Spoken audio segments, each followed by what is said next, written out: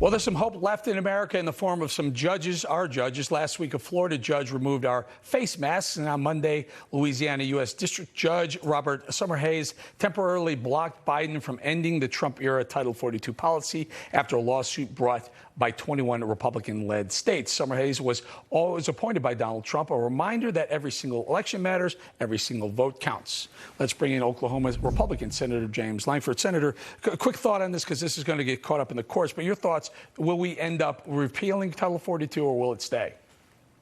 Title 42, I think, will stay on this. And Title 42, don't forget, is not just immigration. It's telehealth. It's all kinds of things. What we're trying to do is to be able to block the administration from saying the pandemic is over at the border, but they're still going to fight for planes, to have people wearing masks. They're still right now firing members of the military if they don't get a vaccine. They're still doing all kinds of other things under Title 42, but they're saying, but it's over at the border. It's nonsensical policy. So our push is you can't repeal any of it until all of it goes away.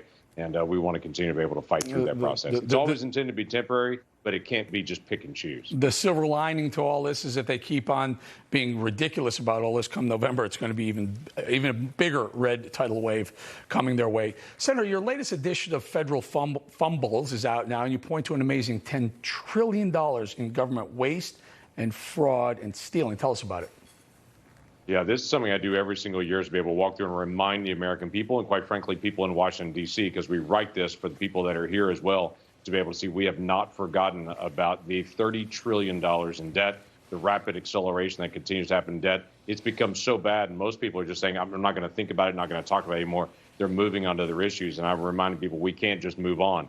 People are spending money up here, and the earmarks when they came back last year, which I vehemently opposed, those earmarks brought some more crazy spending again this year that I look at and go, if anyone was serious about actually dealing with our national debt, they wouldn't have just paid for a new ski jump in New Hampshire in one of their state parks, or renovating a swimming pool in Rhode Island, or derelict lobster pots in Connecticut, or all kinds of crazy other things like bike trails in Vermont. All those things just show we're not serious about actually dealing with the debt and deficit issues. So we want to expose it and to say there are solutions to deal with this, but everyone's not serious if this kind of stuff still exists. And very quickly, Senator, these are pet projects that are giveaways by the federal government to every level, senators, congresspeople, all the way down the ladder, to get their support for initiatives that they want to support for, right? Yeah, these are what's called earmarks. You put in the request on it and say, to get this bill passed, I want XXX projects to be paid for that are not federal projects, that are state projects. I don't mind a swimming pool being renovated in Rhode Island, but why is that not being paid for by the people of Rhode Island? Why is that being paid for by the people of Oklahoma and every other state on it? That's not a federal project. That's not national security. That's a pet project for somebody in their swimming pool renovation. Let's let them actually pay for that. Unbelievable.